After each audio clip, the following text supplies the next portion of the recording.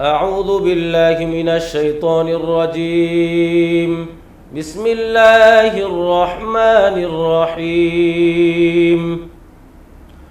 قال ألم أقل لك إنك لن تستطيع معي صبرا قال إن سألتك عن شيء بعدها فلا تصاحبني قد بلغت من لدني عذرا فانطلقا حتى إذا أتيا أهل قرية استطعما أهلها فأبوا أن يضيفوهما فوجد فيها جدارا يريد أن ينقض فأقاما قال لو شئت لاتخذت عليه أجرا قال هذا فراق بيني وبينك سأنبئك بتأويل ما لم تستطع عليه صبرا أما السفينة فكانت لمساكين يعملون في البحر فأردت أن أعيبها وكان وراءهم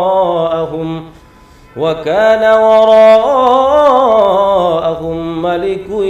يأخذ كل سفينة غصبا وأما الغلام فكان أبواه مؤمنين فخشينا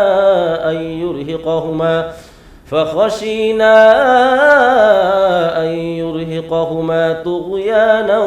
وكفرا فأردنا أن يبدلهما ربهما خيرا منه زكاة وأقرب رحما وأما الجدار فكان لغلامين يتيمين في المدينة وكان تحته كنز لهما وكان أبوهما صالحا فأراد ربك أن يبلغا أشدهما ويستخرجا كنزهما رحمة من ربك وما فعلته عن أمري ذلك تأويل ما لم تسطع عليه صبرا ويسألونك عن ذي القرنين قل سأتلو عليكم منه ذكرا إنا مكنا له في الأرض وآتيناه من كل شيء سببا فأتبع سببا حتى إذا بلغ مغرب الشمس وجدها تغرب في عين حمئة ووجد عندها قوما قلنا يا ذا القرنين إما أن تعذب وإما أن تتخذ فيهم حسنا قال أما من ظلم فسوف نعذبه ثم يرد إلى ربه فيعذبه عذابا نكرا وأما من آمن وعمل صالحا فله جزاء الحسنى وسنقول له من أمرنا يسرا ثم أتبع سببا حتى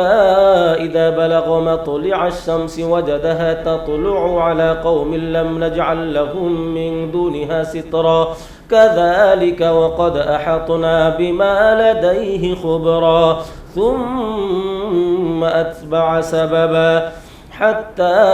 إذا بلغ بين السدين وجد من دونهما قوما لا يكادون يفقهون قولا قالوا يا ذا القرنين إن يأجوج ومأجوج مفسدون في الأرض فهل نجعل لك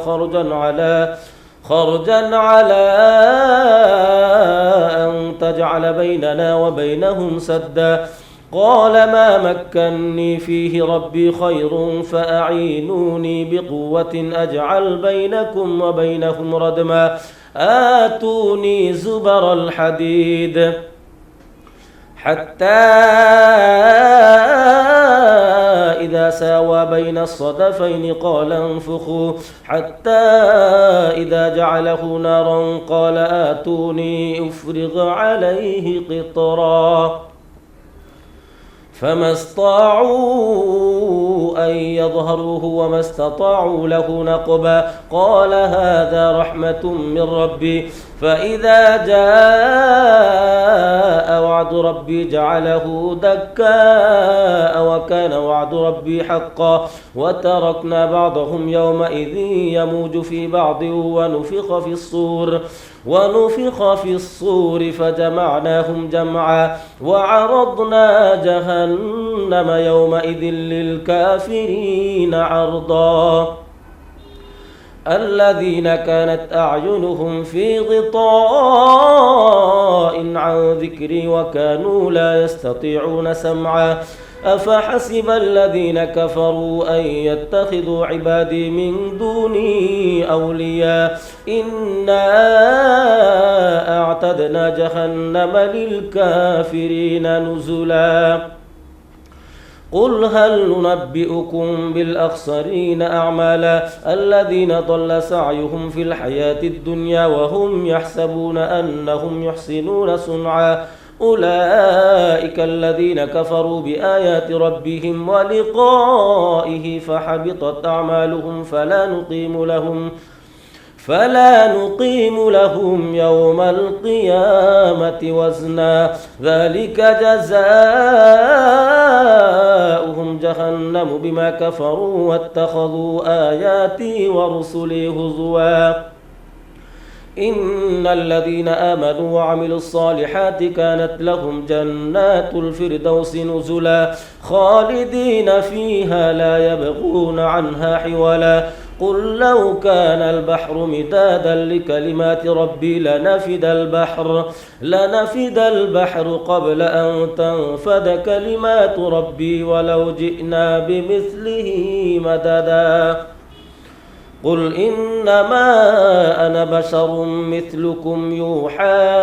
إلي أنما إلهكم إله واحد فمن كان يرجو لقاء ربه فليعمل عملا صالحا ولا يشرك بعبادة ربه أحدا بسم الله الرحمن الرحيم كافها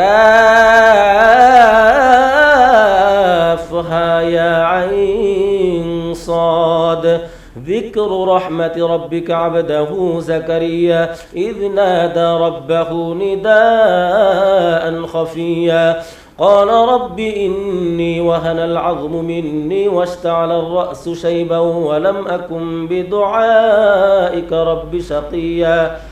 وإني خفت الموالي من ورائي وكانت امرأتي عاقرا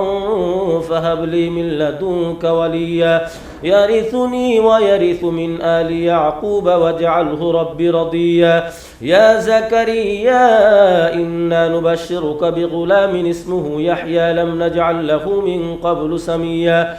قال رب أنى يكون لي غلام وكانت امرأتي عاقرا وقد بلغت من الكبر عتيا قال كذلك قال ربك هو علي هين وقد خلقتك من قبل ولم تك شيئا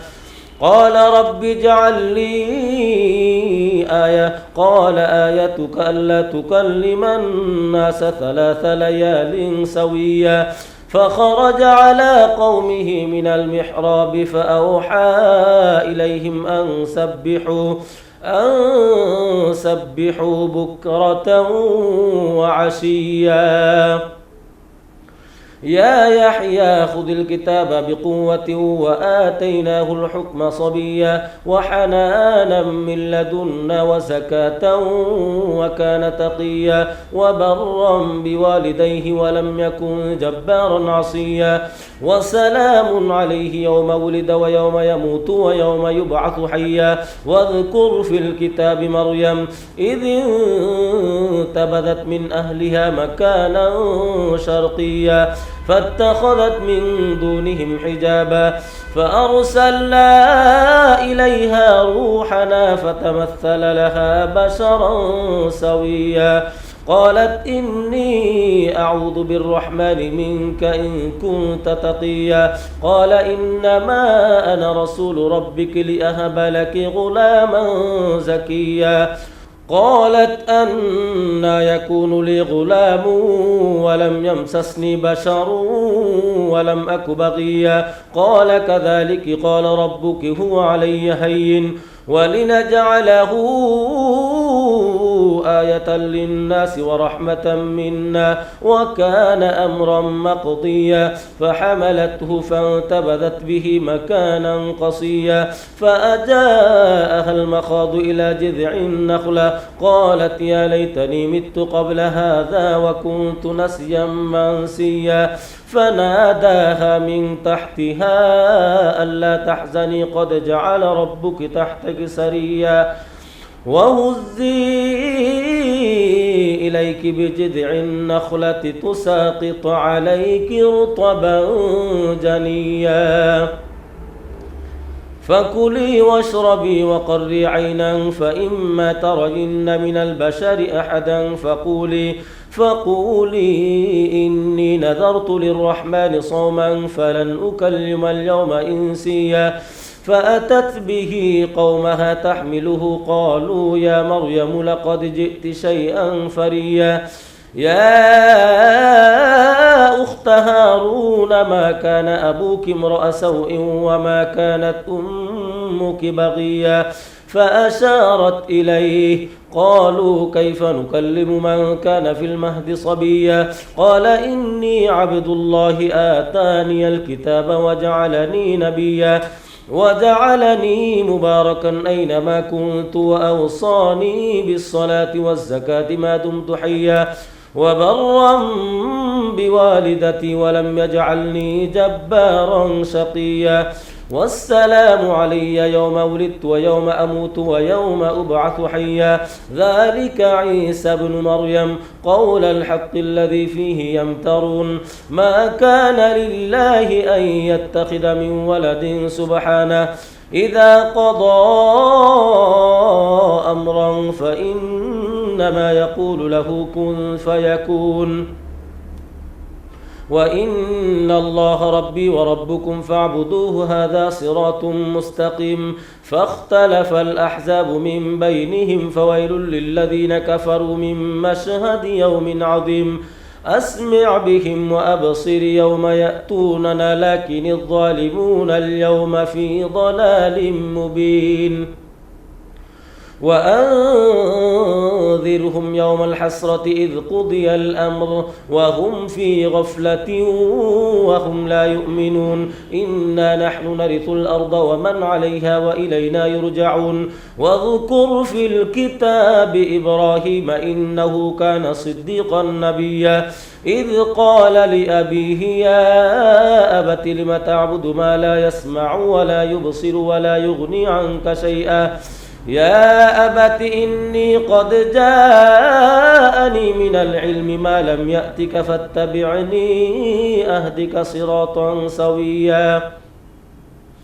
يا أبت لا تعبد الشيطان إن الشيطان كان للرحمن عصيا يا أبت إني أخاف أن يمسك عذاب من الرحمن فتكون للشيطان وليا قال أراغب أنت عن آلهتي يا إبراهيم لئن لم تنته لأرجمنك واهجرني مليا قال سلام عليك سأستغفر لك ربي إنه كان بي حفيا وأعتزلكم وما تدعون من دون الله وأدعو ربي عسى ألا أكون بدعاء ربي شقيا فلما اعتزلهم وما يعبدون من دون الله وهبنا له إسحاق ويعقوب وكلا جعلنا نبيا ووهبنا لهم من رحمتنا وجعلنا لهم لسان صدق عليا واذكر في الكتاب موسى إنه كان مخلصا وكان رسولا نبيا وناديناه من جانب الطور الأيمن وقربناه نجيا ووهبنا له من رحمتنا أخاه هارون نبيا واذكر في الكتاب إسماعيل إنه كان صادق الوعد وكان رسولا نبيا وكان يأمر أهله بالصلاة والزكاة وكان عند ربه مرضيا واذكر في الكتاب إدريس إنه كان صديقا نبيا ورفعناه مكانا عليا أولئك الذين أنعم الله عليهم من النبيين من ذرية آدم وممن حملنا مع نوح ومن ذرية إبراهيم وإسرائيل وممن هدينا واجتبينا إذا تتلى عليهم آيات الرحمن خروا سجدا وبكيا فخلف من بعدهم خلف أضاعوا الصلاة واتبعوا الشهوات فسوف يلقون غيا إلا من تاب وآمن وعمل صالحا فأولئك يدخلون الجنة ولا يظلمون شيئا جنات عدن التي وعد الرحمن عباده بالغيب إنه كان وعده مأتيا لا يسمعون فيها لغوا إلا سلاما ولهم رزقهم فيها بكرة وعشيا تلك الجنة التي نورث من عبادنا من كان تقيا وما نتنزل إلا بأمر ربك له ما بين أيدينا وما خلفنا وما بين ذلك وما كان ربك نسيا رب السماوات والأرض وما بينهما فاعبده واصطبر لعبادته هل تعلم له سميا ويقول الإنسان أإذا ما مت لسوف أخرج حيا أولا يذكر الإنسان أنا خلقناه من قبل ولم يك شيئا فوربك لنحشرنهم والشياطين ثم لنحضرنهم حول جهنم جثيا ثم لننزعن من كل شيعة أيهم أشد على الرحمن عتيا ثم لنحن أعلم بالذين هم أولى بها صليا وإن منكم إلا واردها كان على ربك حتما مقضيا ثم ننجي الذين اتقوا ونذر الظالمين فيها جثيا وإذا تتلى عليهم آياتنا بينات قال الذين كفروا للذين آمنوا أي الفريقين خير مقاما وأحسن نديا وكم أهلكنا قبلهم من قرن هم أحسن أثاثا ورئيا قل من كان في الضلالة فليمدد له الرحمن مدا حتى إذا رأوا ما يوعدون إما العذاب وإما الساعة فسيعلمون من هو شر مكانا وأضعف جندا ويزيد الله الذين اهتدوا هدى والباقيات الصالحات خير عند ربك ثوابا وخير مردا أفرأيت الذي كفر بآياتنا وقال لأوتين مالا وولدا أطلع الغيب أم اتخذ عند الرحمن عهدا كلا سنكتب ما يقول ونمد له من العذاب مدا ونرثه ما يقول ويأتينا فردا واتخذوا من دون الله آلهة ليكونوا لهم عزا كلا سيكفرون بعبادتهم ويكونون عليهم ضدا ألم تر أنا أرسلنا الشياطين على الكافرين تؤزهم أزا فلا تعجل عليهم إنما نعد لهم عدا يوم نحشر المتقين إلى الرحمن وفدا ونسوق المجرمين إلى جهنم وردا لا يملكون الشفاعة إلا من اتخذ عند الرحمن عهدا وقالوا اتخذ الرحمن ولدا لقد جئتم شيئا إدا تكاد السماوات يتفطرن منه وتنشق الأرض وتخر الجبال هدا أن دعوا للرحمن ولدا وما ينبغي للرحمن أن يتخذ ولدا إن كل من في السماوات والأرض إلا آتي الرحمن عبدا لقد أحصاهم وعدهم عدا وكلهم آتيه يوم القيامة فردا إن الذين آمنوا وعملوا الصالحات سيجعل لهم الرحمن ودا فإنما يسرناه بلسانك لتبشر به المتقين وتنذر به قوما لدا وكم أهلكنا قبلهم من قرن هل تحس منهم من أحد أو تسمع لهم ركزا بسم الله الرحمن الرحيم طه ما أنزلنا عليك القرآن لتشقى إلا تذكرة لمن يخشى تنزيلا ممن خلق الأرض والسماوات العلى الرحمن على العرش استوى له ما في السماوات وما في الأرض وما بينهما وما تحت الثرى وإن تجهر بالقول فإنه يعلم السر وأخفى الله لا إله إلا هو له الأسماء الحسنى وهل أتاك حديث موسى إذ رأى نارا فقال لأهلهم كثوا إني آنست نارا لعلي آتيكم منها بقبس أو أجد على النار هدى فلما أتاها نودي يا موسى إني أنا ربك فاخلع عليك إنك بالوادي المقدس طوى وأنا اخترتك فاستمع لما يوحى إنني أنا الله لا إله إلا أنا فاعبدني وأقم الصلاة لذكري إن الساعة آتية أكاد أخفيها لتجزى كل نفس بما تسعى فلا يصدنك عنها من لا يؤمن بها واتبع هواه فتردى وما تلك بيمينك يا موسى قال هي عصاي أتوكأ عليها وأهش بها على غنمي ولي فيها مآرب أخرى قال ألقها يا موسى فألقاها فإذا هي حية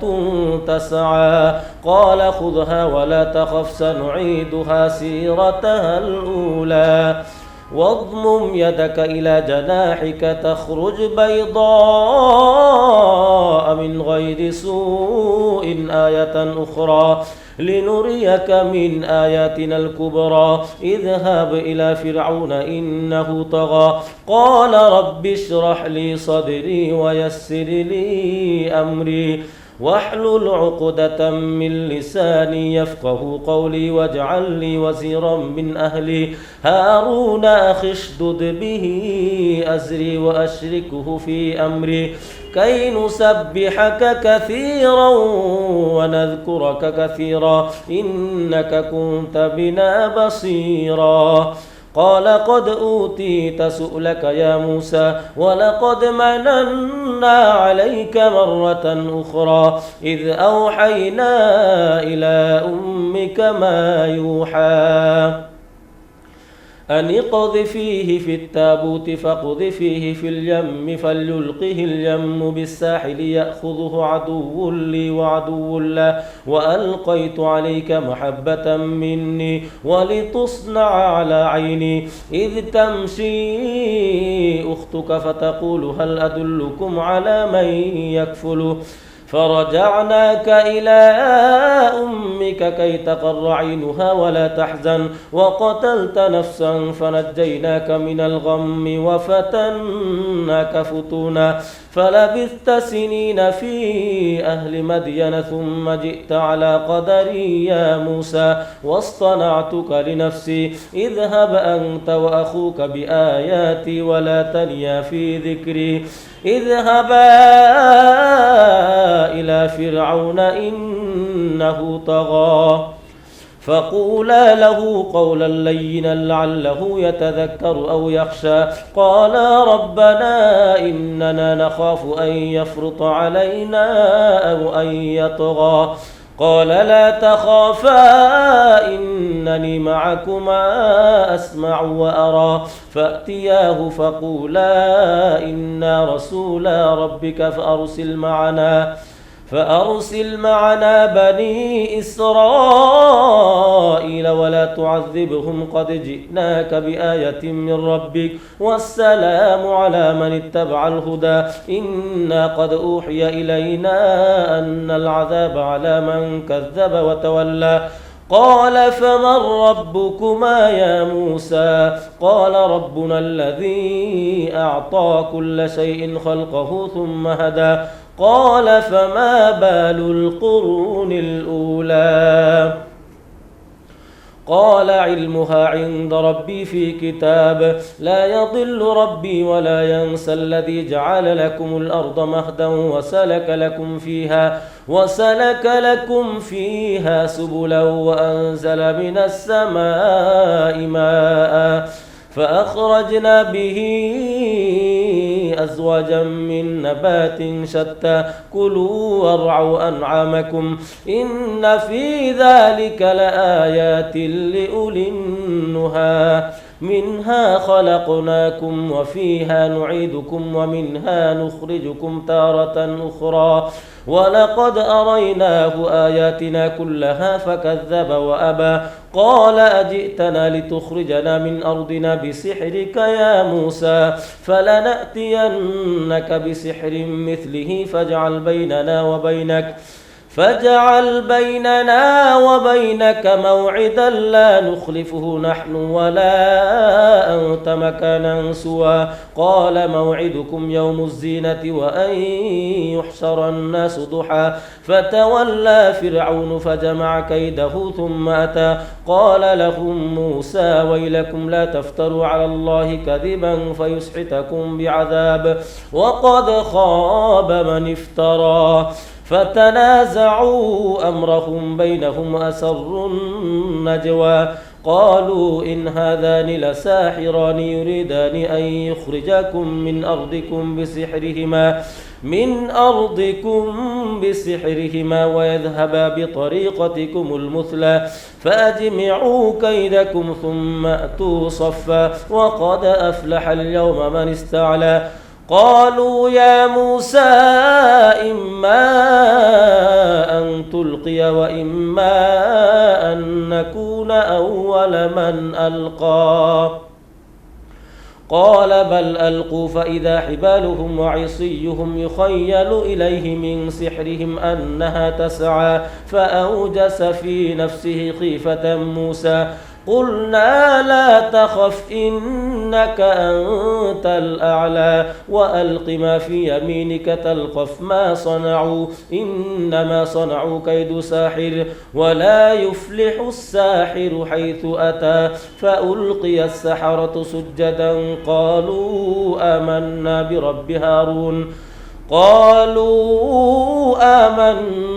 برب هارون وموسى قال آمنتم له قبل أن آذن لكم إنه لكبيركم الذي علمكم السحر فلأقطعن أيديكم وأرجلكم من خلاف ولأصلبنكم في جذوع النخلة ولتعلمن أينا أشد عذابا وأبقى قالوا لن نؤثرك على ما جاءنا من البينات والذي فطرنا فاقض ما أنت قاض إنما تقضي هذه الحياة الدنيا إنا آمنا بربنا ليغفر لنا خطايانا وما أكرهتنا عليه من السحر والله خير وأبقى إنه من يأت ربه مجرما فإن له جهنم لا يموت فيها فيها ولا يحيا ومن يأته مؤمنا قد عمل الصالحات فأولئك لهم الدرجات العلى جنات عدن تجري من تحتها الأنهار خالدين فيها وذلك جزاء من تزكى ولقد أوحينا إلى موسى أن أسر بعبادي فاضرب لهم طريقا في البحر يبسا لا تخاف دركا ولا تخشى فأتبعهم فرعون بجنوده فغشيهم من اليم ما غشيهم وأضل فرعون قومه وما هدى يا بني إسرائيل قد أنجيناكم من عدوكم وواعدناكم جانب الطور الأيمن ونزلنا عليكم المن والسلوى كلوا من طيبات ما رزقناكم ولا تطغوا فيه فيحل عليكم غضبي ومن يحلل عليه غضبي فقد هوى وإني لغفار لمن تاب وآمن وعمل صالحا ثم اهتدى وما أعجلك عن قومك يا موسى قال هم أولئك على أثري وعجلت إليك رب لترضى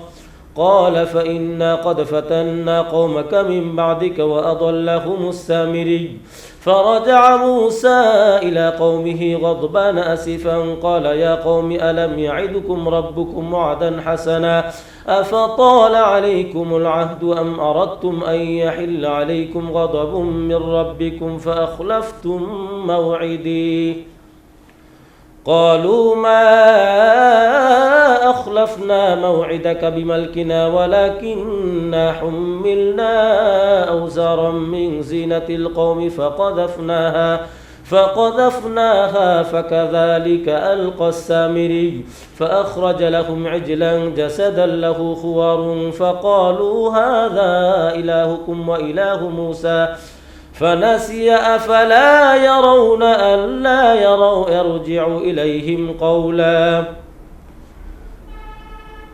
فنسي أفلا يرون ألا يرجع إليهم قولا ولا يملك لهم ضرا ولا نفعا ولقد قال لهم هارون من قبل يا قوم إنما فتنتم به وإن ربكم الرحمن فاتبعوني وأطيعوا أمري قالوا لن نبرح عليه عاكفين حتى يرجع إلينا موسى قال يا هارون ما منعك إذ رأيتهم ضلوا ألا تتبعني أفعصيت أمري قال يا ابن أم لا تأخذ بلحيتي ولا برأسي إني خشيت أن تقول فرقت بين بني إسرائيل ولم ترقب قولي قال فما خطبك يا سامري قال بصرت بما لم يبصروا به فقبضت قبضة من أثر الرسول فنبذتها وكذلك سولت لي نفسي قال فاذهب فإن لك في الحياة أن تقول لا مساس وإن لك موعدا لن تخلفه وانظر إلى إلهك الذي ظلت عليه عاكفا لنحرقنه ثم لننسفنه في اليم نسفا إنما إلهكم الله الذي لا إله إلا هو وسع كل شيء علما كذلك نقص عليك من أنباء ما قد سبق وقد آتيناك من لدنا ذكرا من أعرض عنه فإنه يحمل يوم القيامة وزرا خالدين فيه وساء لهم يوم القيامة حملا يوم ينفخ في الصور ونحشر المجرمين يومئذ زرقا يتخافتون بينهم إن لبثتم إلا عشرا نحن أعلم بما يقولون إذ يقول أمثلهم طريقة إن لبثتم إلا يوما ويسألونك عن الجبال فقل ينسفها ربي نسفا فيذرها قاعا صفصفا لا ترى فيها عوجا ولا أمتا يومئذ يتبعون الداعي لا عوج له وخشعت الأصوات للرحمن فلا تسمع إلا همسا يومئذ لا تنفع الشفاعة إلا من أذن له الرحمن ورضي له قولا يعلم ما بين أيديهم وما خلفهم ولا يحيطون به علما وعنت الوجوه للحي القيوم وقد خاب من حمل ظلما ومن يعمل من الصالحات وهو مؤمن فلا يخاف ظلما ولا هضما وكذلك أنزلناه قرآنا عربيا وصرفنا فيه من الوعيد لعلهم يتقون أو يحدث لهم ذكرا فتعالى الله الملك الحق ولا تعجل بالقرآن من قبل أن يقضى إليك وحيه وقل رب زدني علما ولقد عهدنا إلى آدم من قبل فنسي ولم نجد له عزما وإذ قلنا للملائكة اسجدوا لآدم فسجدوا إلا إبليس أبى فقلنا يا آدم إن هذا عدو لك ولزوجك